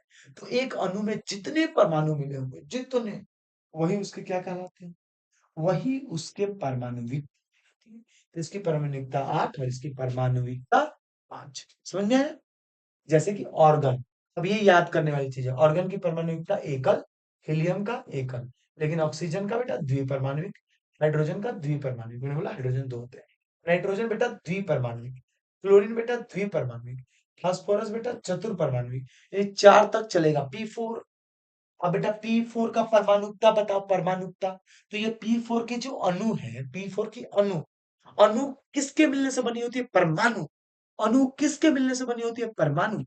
तो ये P4 में चार परमाणु फास्फोरस के मिले हैं, अणु बने, तो इसकी परमाणुकता 4। सल्फर में बहुपरमाणु, बहुपरमाणु क्यों बोला? 8 तक होते हैं यार, 4 5 6, तो इसको बहुपरमाणु बोल देते हैं। ठीक है, इसे नोट करके, और ये वाला पॉइंट आपको याद करना पड़ेगा, कौन कितनी परमाणुविकता है। नाइट्रोजन द्विपरमाणु, क्लोरीन द्विपरमाणु, ये आपको बेटा याद रखना पड़ेगा, नहीं तो बेटा गड़बड़ है, तो नहीं मजा आएगा। चलिए अब हम आगे बढ़ते हैं, किस पे? अणु को ही थोड़ा समझते हैं ध्यान से। जैसे यहाँ देखो, यहाँ हाइड्रोजन के कितने अणु है बेटा? दो एक साथ है। हाइड्रोजन के कितने परमाणु एक साथ है? दो, तो इसे अणु कहा। नाइट्रोजन के कितने परमाणु एक साथ है? दो, द्विपरमाणुक। ऑक्सीजन के कितने? द्विपरमाणुक। क्लोरीन के कितने? द्विपरमाणुक। और पिछले स्लाइड में मैंने आपको द्विपरमाणुक वाले बताए थे, कौन कौन से होते हैं देखिए। द्विपरमाणुक में आपको ऑक्सीजन, हाइड्रोजन, नाइट्रोजन, क्लोरीन, क्या थे? Oxygen, hydrogen, nitrogen, chlorine. अब देखो, यहाँ देखो और इसको चीज को समझो। ऑक्सीजन, हाइड्रोजन, नाइट्रोजन और क्लोरीन, ये सब द्विपरमाणुविक है। द्विपरमाणुविक मतलब इनके दो परमाणु एक साथ पाए जाते हैं। कैसे पाए जाते हैं? देखो, दो क्लोरीन एक साथ चिपका हुआ है, यहाँ दो ऑक्सीजन एक साथ चिपका हुआ है, यहाँ दो नाइट्रोजन, यहाँ दो हाइड्रोजन, ये दो एक साथ पाए जाते हैं, सिंगल नहीं होते। जबकि सल्फर देखो, सल्फर में बेटा 8 तक पाया जाता है। यहाँ सल्फर में दुइयो गो है, चारों गो है, आठों है, 6 है। सल्फर बेटा 1 से शुरू करता है, 2 से शुरू करता है, 3 4 5 6 7 8 तक पाया जाता है। तो इसे बहुपरमाणु कहते हैं। तो आई होप ये डायग्राम से बेटा आपको इजीली समझ में आया होगा। ये सल्फर के परमाणु के साइड व्यू है और ये टॉप व्यू है। ऐसे टॉप से ऐसे दिखता है, साइड से ऐसे। ठीक है, चलिए भाई, अब आता है तत्वों के अणु कैसे होते हैं। तत्व के अणु कैसे होते हैं, देख बेटा, जब विभिन्न तत्व निश्चित अनुपात में मिलते हैं तो यौगिक के अणु बनाते हैं। जब बेटा कुछ तत्व एक निश्चित अनुपात में मिलते हैं तो यौगिक के अणु बनाते हैं। अच्छा, इन अणुओं के गुण उन तत्वों से भिन्न होती है जिनसे वो बने होते हैं। एग्जैक्टली अब बेटा जिससे वाटर बना हुआ है, इसका गुण हाइड्रोजन और ऑक्सीजन से क्या होगा, अलग होगा। अलग होगा, हाइड्रोजन का गुण अलग है, ऑक्सीजन का गुण अलग है, लेकिन जो पानी बना उसका गुण अलग। और बेटा देख, तत्वों के अणु में सबसे इंपॉर्टेंट पॉइंट याद रखना, जब विभिन्न तत्व निश्चित अनुपात में मिलते हैं तो यौगिक के अणु बनाते हैं, एक फिक्स रेशियो में मिलकर अणु बनाते हैं। जैसे जल है तो हाइड्रोजन और ऑक्सीजन एक निश्चित अनुपात में मिलता है, वो अनुपात है 1:8। जैसे अमोनिया बनता है तो अमोनिया में नाइट्रोजन और हाइड्रोजन मिलते हैं और एक निश्चित अनुपात में मिलते हैं, वो अनुपात है 14:3। समझ में आया। जैसे कि कार्बन डाइऑक्साइड है आपका, कार्बन डाइऑक्साइड, इसमें कार्बन और ऑक्सीजन एक निश्चित अनुपात में मिलते हैं, जो अनुपात है 3:8। अब कार्बन डाइऑक्साइड में कार्बन कितना होता है बेटा, 12, और ऑक्सीजन आपका होता है 16, 16 दूनी 32। देखो 4×3 = 12, 4×8 = 32। और ये बेटा अगर आपने परमाणु द्रव्यमान याद रखा होगा तो आपको पता होगा कि कार्बन का 12 होता है। ये मैंने आपको बताया था कि कार्बन का 12 होता है, ऑक्सीजन का 16 होता है, नाइट्रोजन का 14 होता है। नहीं याद है तो ये मैंने बोला ना, लिख लो अभी इसको साइड में। कार्बन 12 परमाणु द्रव्यमान, ऑक्सीजन 16, नाइट्रोजन 14, ये लिख लो। तो बेटा देख, ये चीजें क्लियर होगी। अब आगे बढ़ेंगे, अब अगले स्लाइड में बात करेंगे आयन के बारे में। अणु तो समझ में आ गया कि परमाणु मिलकर अणु बनाते हैं, और ये अणु एक परमाणुक, द्विपरमाणुक, चतुर्परमाणुक और बहुपरमाणुक तक होते हैं। लेकिन अब बात होगी आयंस के बारे में। ठीक है, कि आयंस क्या होते हैं। तो देखो बेटा, आयन अवेशित कण होते हैं जिसपे चार्ज होता है। अवेशित कण बोले तो चार्ज होता है, जो परमाणुओं द्वारा इलेक्ट्रॉन प्राप्त करने में या खोने पर बनते हैं। यानी जो आयंस होते हैं वो या तो इलेक्ट्रॉन किसी से ले लें, नहीं तो किसी के इलेक्ट्रॉन दे दें, इससे बनते हैं। अब देखो, ये होते हैं धनायन, जिसमें धनात्मक आवेशित आयन होते हैं। जो धनात्मक आवेशित आयन होते हैं उसे धनायन बोलते हैं, जिसमें ऋणात्मक आवेशित आयन होते हैं वो ऋणायन होते हैं। ठीक है, ऋणात्मक आवेशित आयन मतलब कि जो इलेक्ट्रॉन को लेता है, और धनात्मक आवेशित आयन मतलब जो इलेक्ट्रॉन को देता है। जैसे आप देखो सोडियम है, तो सोडियम का परमाणु संख्या है 11, और पहले ऑर्बिट में 2 इलेक्ट्रॉन, फिर 8 और फिर 1। ये बेटा मैजिकल नंबर क्या होता है, ये यहाँ से होता है कि पहले ऑर्बिट में 2 इलेक्ट्रॉन, दूसरे में 8 को, तीसरे में फिर 8 को। यही होता है रूल, कि पहले ऑर्बिट में आप मैक्सिमम इलेक्ट्रॉन 2 रखो, फिर 8 रखो, फिर 8 रखो। तो पहले में 2, फिर 8, फिर 1।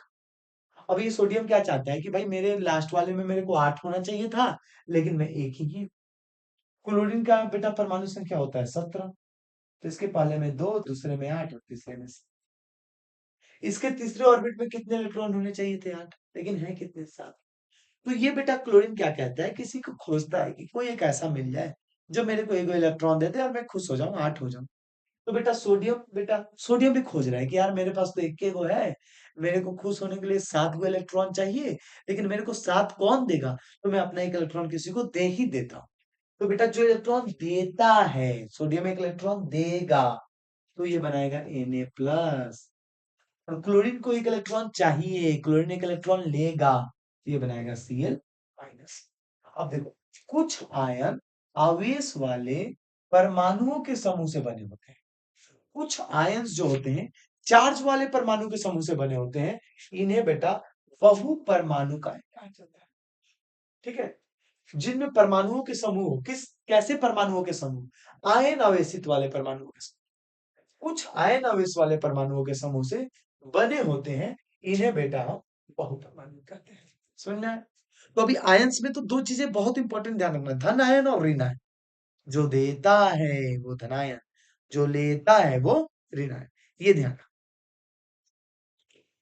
चल बेटा, अब आयंस के बाद अगला टॉपिक आता है आपका कुछ आयनों के नाम। कुछ आयनों के नाम और उसके सिंबल्स क्या होते हैं। जैसे कि बेटा सोडियम, सोडियम आयन का नाम होता है Na प्लस, क्योंकि सोडियम कितने इलेक्ट्रॉन्स देता है बेटा, एक इलेक्ट्रॉन, तो Na प्लस बनाता है। पोटेशियम कितने इलेक्ट्रॉन देगा, एक, तो एक प्लस। सिल्वर कितने देगा, एक, तो एक प्लस।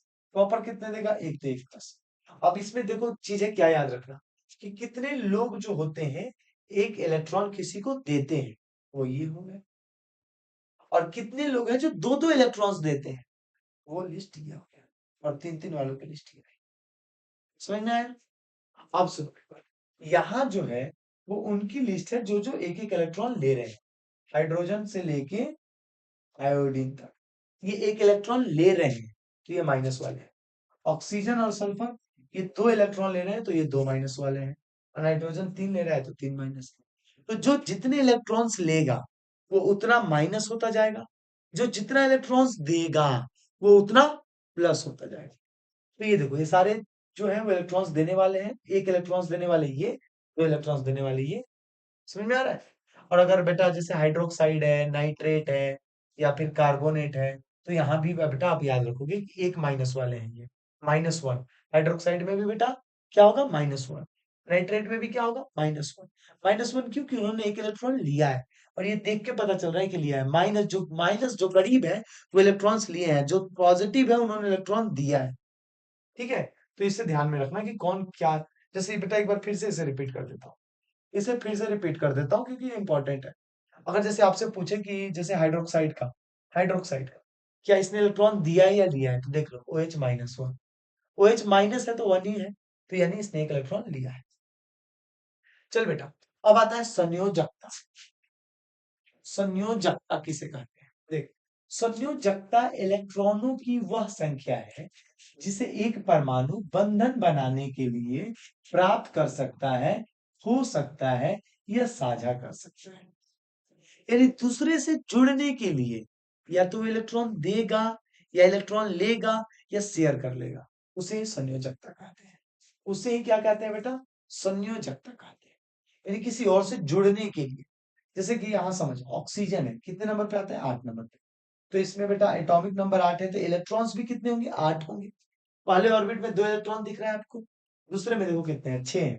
2, 3, 4, 5, 6, लेकिन होते कितने हैं, 8 होते हैं। अब देख बेटा, इसके लास्ट वाले ऑर्बिट में जो इलेक्ट्रॉन्स हैं, द किसी भी परमाणु के अंतिम ऑर्बिट में जो इलेक्ट्रॉन होता है उसे बोलते हैं संयोजी इलेक्ट्रॉन, उसे बोलते हैं वैलेंस इलेक्ट्रॉन, उसे हम बोलते हैं संयोजी इलेक्ट्रॉन। संयोजी इलेक्ट्रॉन। अब देख मेरे बच्चा, मेरा बाबू, ध्यान दे कि जैसे कि ऑक्सीजन है, अब इस ऑक्सीजन के लास्ट वाले में कितने इलेक्ट्रॉन्स थे, 6। तो 6 इलेक्ट्रॉन्स थे, तो आप बोलोगे संयोजी इलेक्ट्रॉन कितने थे, 6 बोलोगे। लेकिन जब इसकी संयोजकता की बात होगी तो 6 मत बोलना। अब इस ऑक्सीजन को किसी और से जोड़ना है, तो 6 तो इसके पास है, इसको कितने चाहिए, 2। यानी इसे पूरा होने के लिए क्या चाहिए, 2 चाहिए यार। इसे पूरा होने के लिए 2 चाहिए, तो ये 2 इलेक्ट्रॉन लेगा किसी से, तो इसकी वैलेंसी 2 हो गई। संयोजकता में हमेशा देना नहीं होता, लेना भी होता है। संयोजकता इलेक्ट्रॉन की वह संख्या होती है जिससे कि किसी से बंधन बनाना है। ये बंधन तो प्यार का बंधन है, मेरे करण अर्जुन आएंगे। तो बेटा जो करण अर्जुन आएंगे, जो बंधन बनाने के लिए जो इलेक्ट्रॉन्स, जितने इलेक्ट्रॉन्स चाहिए या जितने इलेक्ट्रॉन्स फेंकने पड़ेंगे या किसी से साझा करने पड़ेंगे, उसे संयोजकता कहते हैं। जैसे हाइड्रोजन की संयोजकता 1 होती है, ऑक्सीजन की 2 होती है, नाइट्रोजन की 3 होती है, और कार्बन की 4 होती है। अब नाइट्रोजन की 3 कैसे होती है मैं समझाता हूँ। नाइट्रोजन के बेटा एटॉमिक नंबर होता है 7। तो पहले ऑर्बिट में 2 इलेक्ट्रॉन होते हैं, कितने इलेक्ट्रॉन, 2। और दूसरे ऑर्बिट में कितने होते हैं, 5।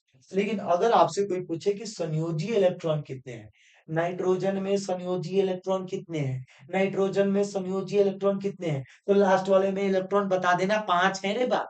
अच्छा, लेकिन पूछे कि नाइट्रोजन की संयोजकता कितनी है, अब समझ संयोजकता। तो देख लो लास्ट वाले में कितने हैं, 5। चाहिए कितने, 8। तो बताओ, या तो बेटा इसको 5 देने पड़ेंगे, नहीं तो 3 लेना पड़ेगा। ठीक है, 3 ले ना ले, 3 लेना आसान है, 5 को देने में बहुत मेहनत करना पड़ेगा। तो इसकी संयोजकता 3 आ गई। समझ में आया? जैसे ऑक्सीजन है, ऑक्सीजन आता है 8 नंबर पे, पहले में 2, दूसरे में 6, वो तो मैंने बता दिया। तो संयोजी इलेक्ट्रॉन यानी अंतिम ऑर्बिट का इलेक्ट्रॉन, अंतिम ऑर्बिट का इलेक्ट्रॉन 6। संयोजकता अंतिम ऑर्बिट का इलेक्ट्रॉन नहीं रे, तुमको बॉन्ड बनाने के लिए कितना चाहिए? अब अपन के पास 6 है, अब मुझे किसी से मिलना है, तो 2 और हो जाए तो मेरा काम हो जाएगा, नहीं तो 6 दे दूंगा तेरे को। 6 देने में बहुत मेहनत, 2 लेने में बहुत कम मेहनत, तो 2 ले लिया। ऑक्सीजन की संयोजकता 2, ऑक्सीजन की संयोजकता 2 हो गई भाई, 2 हो गई। क्लियर? आगे बढ़ा जाए। अब आता है रासायनिक सूत्र। अब हम बेटा रासायनिक सूत्र के बारे में बात करेंगे। यह एक यौगिक की संरचना का प्रतीकात्मक प्रतिनिधित्व है। वेरी गुड, बहुत बढ़िया। क्या टफ हिंदी लिखा है बच्चे मेरे, डर जाएंगे। देखो, जैसे कोई यौगिक है, कोई फॉर्मूला है, तो उसको बेटा एक संकेत के रूप में लिख देना रासायनिक सूत्र कहलाता है। किसी भी यौगिक को संकेत के रूप में लिखना रासायनिक सूत्र कहलाता है, ये लिख लो। मैं इसे लिखूंगा नहीं। किसी भी यौगिक को संकेत के रूप में लिखना रासायनिक सूत्र कहलाता है। अब रासायनिक सूत्र की क्या क्या विशेषताएं होती है, तो देखो, संयोजकता या आवेशों का संतुलन होना चाहिए, यानी जो संयोजकता है वो पूरा संतुलित होना चाहिए। दूसरा, धातु और अधातु के यौगिकों में धातु का नाम पहले और अधातु का बाद में आएगा, जैसे NaCl। NaCl यानी सोडियम और क्लोरीन, सोडियम धातु है तो पहले आ गया, और क्लोरीन अधातु है तो बाद में। जैसे शादी होता है तो लड़के का नाम पहले आता है और लड़की का नाम बाद में, कि मनोज संग प्रिया, सुबोध संग सुनिधि। ठीक है, ऐसे नाम होता है ना, लड़के का पहले लिखते हैं, लड़की का बाद में लिखते हैं। वो बात अलग है कि बेटा अब ये जो लड़के जिस तरह से मेहनत कर रहे हैं, एक ऐसा समय आएगा कि लड़कियों का नाम पहले होगा, लड़कों का नाम बाद में होगा। समझ रहे हो? बट देखो अभी तो ऐसा ही है कि धातु का नाम पहले और अधातु का नाम बाद।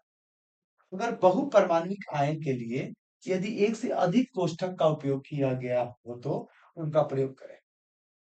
यदि बहुपरमाणुविक आयन के लिए यदि एक से अधिक,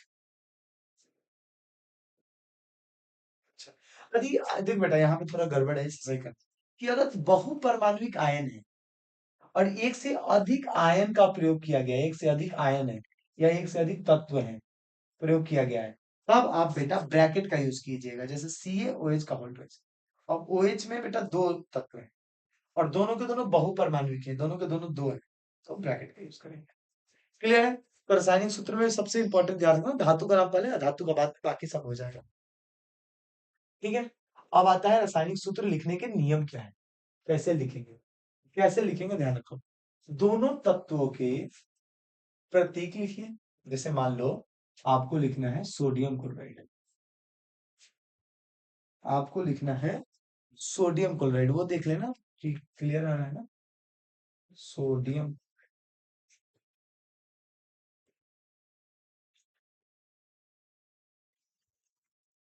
सोडियम क्लोराइड। सबसे पहले क्या करना कि दोनों तत्वों के प्रतीक लिखना, सिंबल लिख लिया, सोडियम Na और क्लोरीन Cl, लिख लिया बेटा। फिर देखो, प्रतीकों के नीचे उनकी संयोजकता संख्या लिखें, संयोजकता लिखना पड़ेगा। तो सोडियम का कितना होता है 1, और क्लोरीन का कितना 1। सोडियम 1 देता है तो +1, और क्लोरीन 1 लेता है तो -1, ले लिया। अब देखो, उन्हें संतुलित करने के लिए संयोजकता को पार करें, क्रॉस करना है बेटा। ऐसे कैसे क्रॉस करना है, देखो लिखा होगा, पहले तत्व के आगे दूसरे की संयोजकता लिखें और प्रथम संयोजकता को दूसरे तत्व के आगे लिखें। जैसे देखो Na into 1 Na और Cl into 1 Cl, बन गया। सबसे पहले कोई भी दुनिया का फॉर्मूला बनाना है, 2 सिंबल्स लिखो, सिंबल्स के नीचे उसकी संयोजकता लिखो, क्रॉस कर दो। Na into 2 होता तो Na2 होता, लेकिन नहीं है तो NaCl into Cl, NaCl बन गया। तो ये रासायनिक सूत्र लिखने का नियम होता है, सबसे पहले तत्वों के नाम, यानी मतलब संकेत, फिर संयोजकता, फिर क्रॉस, सिंपल, दैट्स इट। यही होता है बेटा किसी भी चीज का संकेत, रासायनिक सूत्र लिखने का तरीका। अब बेटा हम इस पे क्वेश्चंस लगाएंगे, क्वेश्चन लगाएंगे अच्छे से। जैसे कि हाइड्रोजन क्लोराइड है, तो बेटा इसमें 2 संकेत हैं, एक हाइड्रोजन और एक क्लोरीन, यही है। अब हाइड्रोजन का बेटा क्या होता है, अब देखो हाइड्रोजन की संयोजकता क्या होती है। संयोजकता के लिए आप यहाँ पे बेटा सीट याद रखोगे, ये सीट आपको दिखा भी देता हूँ, और बार बार आऊंगा अभी यहाँ पे अभी बार बार आऊंगा ताकि आपको समझ में आए। ठीक है, अब देखो हाइड्रोजन के लिए बेटा प्लस है, प्लस मतलब एक, यानी हाइड्रोजन प्लस है मतलब एक संयोजकता ही होगा, और प्लस है मतलब कि उसने दिया है, लिया नहीं है किसी से, एक इलेक्ट्रॉन दिया है उसने। जी लो बेटा, खुल के जियो। क्लोरीन का बेटा एक है, हाइड्रोजन की संयोजकता एक, और क्लोरीन का एक, क्रॉस करो, hydrogen into one hydrogen, chlorine into one chlorine, ऐसे सीएल फॉर्मूला बन गया। किसी भी चीज का फॉर्मूला, जैसे हाइड्रोजन सल्फाइड, हाइड्रोजन और सल्फर, हाइड्रोजन की बेटा संयोजकता एक है और सल्फर का दो होता है। अब सर हमें कैसे पता चला सल्फर का दो होता है? देख मेरा बच्चा, मेरा बाप, ये तू याद कर ले, नहीं तो तू नहीं हो पाएगा तेरे पे किसी का काम। सल्फर मेरा किधर है, मेरा सल्फर किधर है, मेरा सल्फर इधर है। जैसे देखो सल्फाइड, सल्फाइड देखो हाइट यहाँ डायरेक्ट मिल गया तुमको, सल्फाइड का, हाइड्रोजन सल्फाइड था ना, सल्फाइड का होता है 2 माइनस, यानी ये 2 को ससुराल लिया है किसी से, ये 2 को इलेक्ट्रॉन किसी से लिया है, तो आ गया। और यहाँ सल्फाइड ही था, सल्फाइड दो, तो H को 2 से क्रॉस करो, S को 1 से, H2S, हो गया, हो गया भाई काम। अब आ गया कार्बन टेट्राक्लोराइड, यहाँ आ गया कार्बन और यहाँ आ गया क्लोराइड।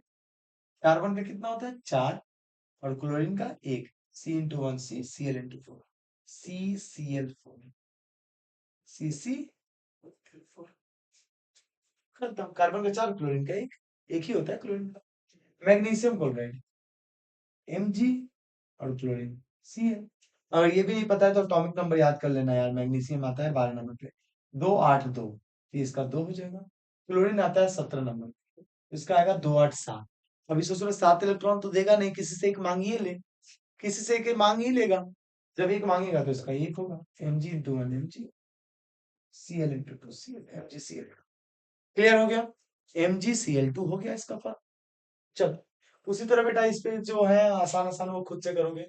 एल्यूमिनियम ऑक्साइड आपका होमवर्क है, एल्यूमिनियम और ऑक्सीजन। कैल्शियम ऑक्साइड होमवर्क है, कैल्शियम और ऑक्सीजन, करो सब, ये सब आसान है। सोडियम नाइट्रेट, ये कराना चाहिए मुझे। सोडियम बेटा होता है Na, और नाइट्रेट होता है NO3। और देख सोडियम का बेटा संयोजकता एक होता है, क्योंकि ये 11 नंबर पे आता है, और नाइट्रेट को तेरे को याद करना पड़ेगा एक, तो Na को एक से Na, और नाइट्रेट का NO3। अब लोग सर नाइट्रेट को हम कैसे याद करेंगे, तो बेटा नाइट्रेट का यहाँ पे सब लिखवाया था, बोला हूँ कि सब लिखवाया था, हाइड्रोक्साइड भी दिखा देता हूँ, नाइट्रेट भी दिखा देता हूँ, सब कराया हुआ है। अब देख, यहाँ ध्यान दे, यहाँ ध्यान देना, नाइट्रेट के सामने NO3 माइनस लिखा हुआ है, माइनस, यहाँ देख NO3 माइनस, अब एक माइनस यानी इसने एक इलेक्ट्रॉन लिया है। हाइड्रोक्साइड के सामने माइनस लिखा हुआ है, यानी इसने एक इलेक्ट्रॉन लिया है। अमोनियम के सामने 4 NH4 प्लस लिया है, यानी इसने एक इलेक्ट्रॉन दिया है। इस चीज को बेटा आपको याद रखना पड़ेगा, इस चीज को अगर याद नहीं रखोगे तो मजा आने वाला नहीं है। अब देखो, और ऐसे ही कैल्शियम हाइड्रोक्साइड Ca और OH, कैल्शियम होता है 20, तो ये बन जाएगा 2 8 8 2, इसकी हो जाएगी संयोजकता 2। आप बेटा सीट याद करो, ये देखो 20 का, पहले में 2 फिर 8 फिर 8 फिर 2, 8 8 16 2 18 तो 20, अभी लास्ट वाले में 20 को 8 ही चाहिए, तो इस दूसरा बोलेगा कि हम तुमको देना दे, तुमको ले जाओ मेरा इलेक्ट्रॉन। हाइड्रोक्साइड का बताया था एक होता है Ca × 1 Ca, OH × 2 OH का होल ट्वाइस। अब देखो बेटा इसको ऐसे नहीं लिखना OH2, क्योंकि फॉर्मूले में क्या बताया गया था कि बहुपरमाणुक जब होते हैं, दो अगर परमाणु है तो बेटा उनको ब्रैकेट में यूज किया जाता है। किसमें यूज किया जाता है बेटा? ब्रैकेट में यूज किया जाता है। क्लियर है? बताओ तो जल्दी से, क्लियर है? वेरी गुड, बहुत बढ़िया, बहुत ही सुंदर। चलो जी, अब इसमें बेटा देख, अब आगे ये दो है, ये भी होमवर्क में करके लाओ। कार्बोनेट, सोडियम कार्बोनेट, ये भी देख लेना, एल्यूमिनियम सल्फेट, ये भी देख लेना। और आपको वैलेंसी कहाँ से पता चलेगी? तो पिछले 2 स्लाइड में हमने सब कराया हुआ है।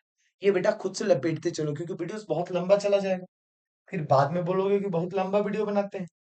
इनके सूत्र लिखने हैं बेटा, देखो फॉर्मूले लिखने हैं, sodium oxide, aluminium chloride, sodium sulphide, magnesium hydroxide, ये सब होमवर्क में करके लाओ तो। सब मैं होमवर्क में, एक मैं बताता हूँ मैग्नीशियम हाइड्रोक्साइड, चलो एक और, इसमें से मैग्नीशियम और हाइड्रोक्साइड दो नाम है, मैग्नीशियम के लिए Mg, मैग्नीशियम के लिए Mg, हाइड्रोक्साइड के लिए OH।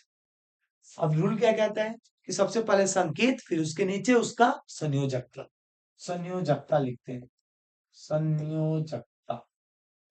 मैग्नीशियम का कितना, 2, और हाइड्रोक्साइड का कितना, 1। अब क्रॉस करते हैं, Mg × 1 Mg, OH × 2 OH का होल ट्वाइस, MgOH का होल ट्वाइस। क्लियर हो गया? तो ऐसे करके बेटा बाकी भी बना लोगे। बताओ क्लियर है? बता दो ना, क्लियर है क्या? जल्दी बोलो। ये सारे होमवर्क में लपेटो, फिर हम बढ़ते हैं अगले स्लाइड पे, जिसमें हम बात करेंगे बेटा आणविक द्रव्यमान के बारे में। अब सर ये आणविक द्रव्यमान क्या है? तो मैं बता रहा हूँ, देखो पढ़ो इसे। आणविक द्रव्यमान किसी अणु में उपस्थित सभी परमाणुओं का कुल द्रव्यमान होता है। आणविक द्रव्यमान किसी अणु में जितने भी बेटा तत्व होते हैं, सॉरी परमाणु होते हैं, उन सब के परमाणु का द्रव्यमान प्लस कर दो, आणविक द्रव्यमान निकलेगा। जस्ट इससे ये पता चलता है कि वो अणु कितना भारी है। और परमाणु द्रव्यमान इकाई यू में मापा जाता है, इकाइयों में, जैसे यूनिट, यूनिट में मापा जाता है। अब देखो आणविक द्रव्यमान क्या है? किसी भी परमाणु, किसी भी फॉर्मूले में प्रत्येक परमाणु के द्रव्यमान को प्लस कर दो, आणविक द्रव्यमान आता है। पर उसे आणविक द्रव्यमान किसी अणु में उपस्थित, कोई अणु है उसके सभी परमाणु के जोड़ दो, आणविक द्रव्यमान निकलेगा। इसमें एक क्वेश्चन बेटा मैं आपके लिए लेकर आया हूँ, उसे करो तो समझ में आ जाएगा। जैसे जल के अणु है, जल के अणु H2O, इसके अंदर कितने बेटा परमाणु है, 2। तो 2 गुने हाइड्रोजन का द्रव्यमान प्लस 1 गुने ऑक्सीजन का द्रव्यमान। यहाँ लिख लेता हूँ एक में, ताकि ध्यान रखें कि द्रव्यमान में ऑक्सीजन। अब हाइड्रोजन का द्रव्यमान 1 है, तो 2 गुने 1 प्लस 1 गुने ऑक्सीजन का 16, और 16 और 2 18 यूनिट। खत्म। इसे ही बोलते हैं आणविक द्रव्यमान। अब HNO3 का आप खुद से निकालोगे, मैं सबका द्रव्यमान बता देता हूँ इसमें। हाइड्रोजन का 1 है, नाइट्रोजन का 14 है, और ऑक्सीजन का 16 है। अब आप कैसे करोगे, देखो, एक हाइड्रोजन है तो 1 गुने हाइड्रोजन का द्रव्यमान, एक नाइट्रोजन है तो 1 गुने नाइट्रोजन का द्रव्यमान, 3 ऑक्सीजन है तो 3 गुने ऑक्सीजन का द्रव्यमान, और इन सबको जोड़ दोगे तो आपका निकल के आएगा आणविक द्रव्यमान। समझ में आया? किसी भी बेटा अणु के अंदर जितने परमाणु है सबको जोड़ दो, आणविक द्रव्यमान निकल जाएगा। अब आता है बेटा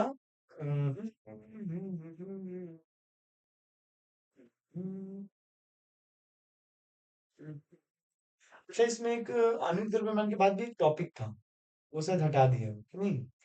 अब जैसे आता है सूत्र इकाई द्रव्यमान, ये एक हट गया है। आणविक द्रव्यमान के बाद आता है सूत्र इकाई द्रव्यमान। यहाँ बेटा एक पेज मुझे लग रहा है कि मिस हो गया है, सूत्र इकाई द्रव्यमान। अब सूत्र इकाई द्रव्यमान क्या कहता है कि किसी भी सूत्र में, सूत्र के सभी परमाणु के द्रव्यमान का योग,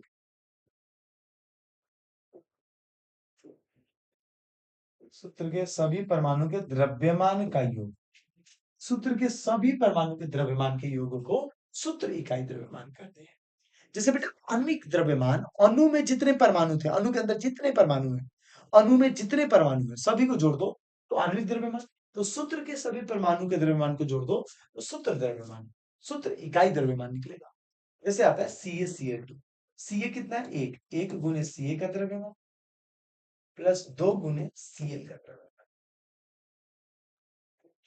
अब Ca का कितना होता है, Ca 20 है तो 40 होगा, और 2 गुने क्लोरीन का कितना होता है, 35.5, 35.5। अब बेटा आपको द्रव्यमान याद होना चाहिए, द्रव्यमान नहीं याद है तब तो गड़बड़ है। तो 40 प्लस 35 का 70, 1 तो ये आ जाएगा 111 यूनिट। यानी कोई फॉर्मूला है तो उस फॉर्मूले में जितने भी परमाणु हैं सबको जोड़ दो तो परमाणु यानी सूत्र इकाई द्रव्यमान आपको निकल के आएगा। इस पे एक क्वेश्चन और होगा लास्ट स्लाइड का, जो कि है बेटा CaCl2, वही है क्या, सेम क्वेश्चन डाल दिया। हाँ, इस पे सेम क्वेश्चन डाल दिया, बस खत्म, खत्म हो गया। सेम क्वेश्चन रिपीट हो गया था, यहाँ पे मैंने एक और स्लाइड बनाया था सूत्र इकाई द्रव्यमान का, तो वो स्लाइड मिस हो गया, लेकिन मैंने आप लोग को बता दिया कि सूत्र में सभी परमाणु के द्रव्यमान को जोड़ दो तो सूत्र इकाई द्रव्यमान निकलता है। तो इसी के साथ बेटा चैप्टर हो गया खत्म। इसमें सबसे इंपॉर्टेंट संयोजकता थी, और आपको पता होना चाहिए कौन एक परमाणु, द्विपरमाणु, बहुपरमाणु है, ये सब देख लेना, ठीक है। कौन-कौन से आयन है, धन आयन है, ऋण आयन है, ये सब चीज़ें देख लेना।